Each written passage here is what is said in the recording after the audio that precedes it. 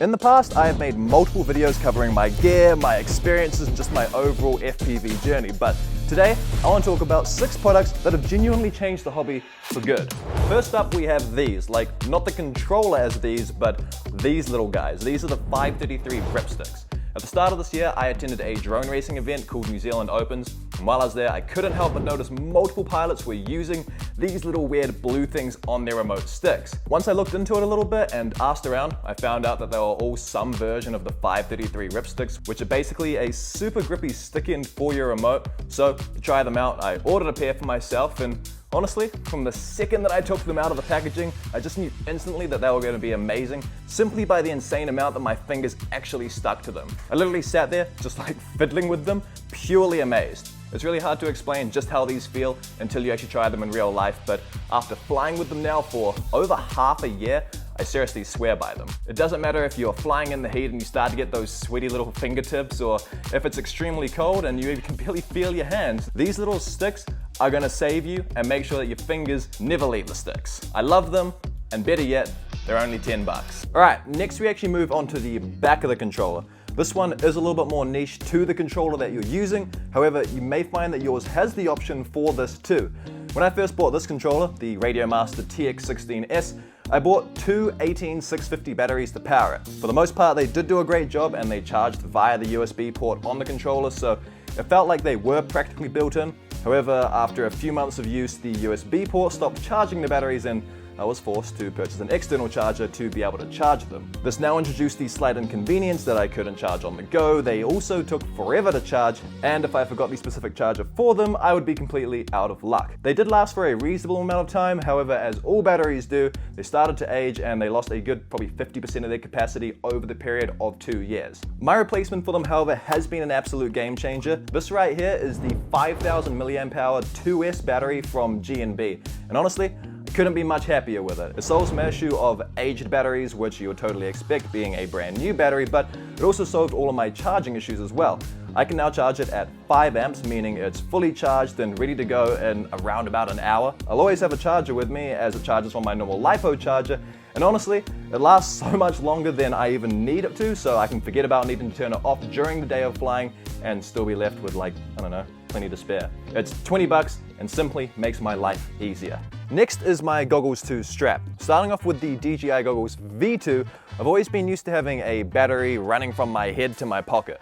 Most of the time, it never really worried me. However, the more I used it, the more annoying it became. And I even stumbled across a few instances where I managed to unplug the battery entirely while flying, resulting in a complete loss of video feed and ultimately in a crashed drone. It wasn't a regular occurrence at all, but the thought of making sure not to catch the cable on anything was always in the back of my mind while flying, which is never really a good thing to have to be thinking about. Regardless, I never did anything about it and bought myself a pair of the goggles too.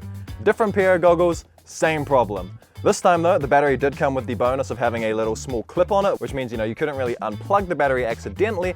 However, the cable getting in the way of my fingers was still an issue while flying. Cue the Ethics Goggle Strap HD. This thing holds a battery in this little grippy pouch here on the side of your head, which in turn allows you to keep it out of the way and also tuck the cable behind your shoulder as well. It also happens to allow me to put my controller's lanyard over my neck whilst having the goggles on, which I do a lot more than I realize. Beforehand, I'd have to put the controller down, take the goggles off my head, and then put the lanyard over again before putting the goggles back on.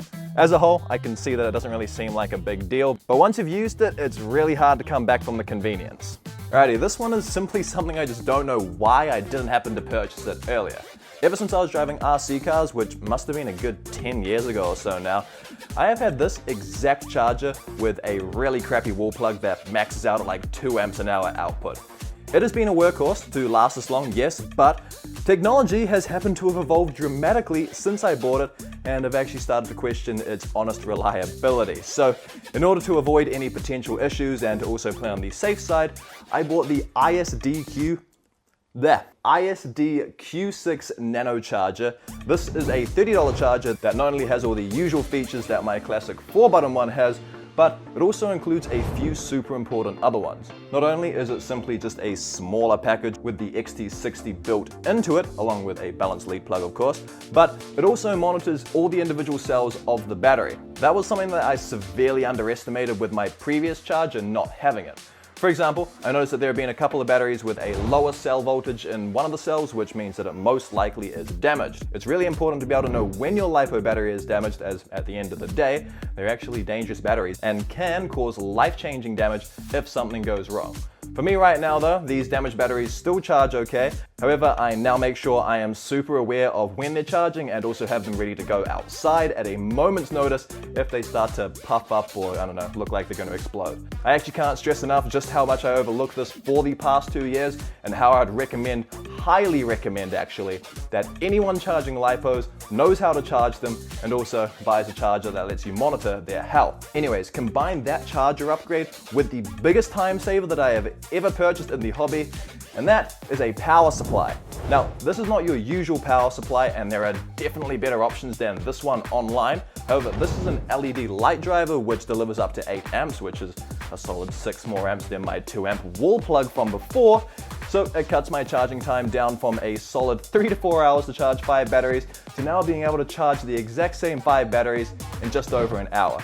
It's genuinely 400 times faster in most circumstances, and when you really need to quickly charge up a few packs to head out with your mates, it can actually be the difference between being able to fly and not. So when you combine the safety elements of the ISDT charger along with the speed increase of charging time from, an actual proper power supply, I think that this has truly been one of the most worthwhile small investments I've made in the past 2 years. Okay, so I was a little reluctant to put these ones into the video as I straight up did not purchase them. However, if I managed to lose one of them, I would happily purchase another simply because of how much I actually rely on them now. What I'm talking about here is a lanyard for your remote. This first one here is an Emax version, and in my opinion is too small to be super comfy, but hey, for someone smaller than me, this would probably be absolutely perfect. I'm 6'2", by the way, if that's any help. For me, however, the Luma lanyard strap is absolutely perfect. I went from being that guy who literally could not fly without needing to sit down to now actually preferring to stand up and fly. From the number of times the ground has been wet or the reception gets blocked from being down too low, having the ability to stand up and fly has made things way easier instead of having to sit down and get a wet butt. It could very well be a placebo here, but I seriously believe that my flying became a whole lot smoother and also more dialed in after using a lanyard. It gives you the chance to be able to fly having your arms sitting in the exact same place, making the mind to muscle movement way easier for remembering specific tricks and just flight in general. They're like 10 bucks, super convenient, and honestly, pretty damn comfy, so for the sake of trial and error, there really is no reason to not give it a try and see if it works for you too. Speaking of game changing, if you're someone like me who crashed their drone into the ground 500,000 times, you might know a little something called damage.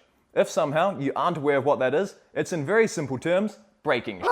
Thankfully for me, I've been flying this, the iFlight Nazgul Evoke, for the past 2 years, and honestly, couldn't speak much more highly of it as it's just been an unbelievably durable drone. Like, on a real level here, there have only been, I think, 2 things that I've needed to replace on it. The first being very normal, and that's the propellers, whereas the second is this little antenna back here. Well, in saying that, this is the replacement for what used to be on here. The original antenna for the DJI Air unit is a bendy antenna made by DJI that works perfectly fine, but from my experience of crashing, is very prone to damage, which makes sense considering it's just a bendy, thin piece sticking out the back of a quad. Anyways, once it reached this literal breaking point, I needed a replacement, and after looking online, I found one easily, but for a few more dollars, I could upgrade, which is what I decided to do. For the most part, these iFlight stubby antennas do the exact same job as the previous antenna, but with the benefit of not being able to snap. Generally, I've heard people tend to prefer having a longer antenna as it provides a bit more range. However, in this instance, I have not had any form of noticeable decrease in performance. It's 14 bucks and it actually comes in a 2-pack, so you keep a spare like I have, or put it on another quad. Now, you may be thinking this is great and all, but what about the purchases you regret buying the most? Well, good news for you. The next video coming up is exactly that, just without the $50 limit like this video had.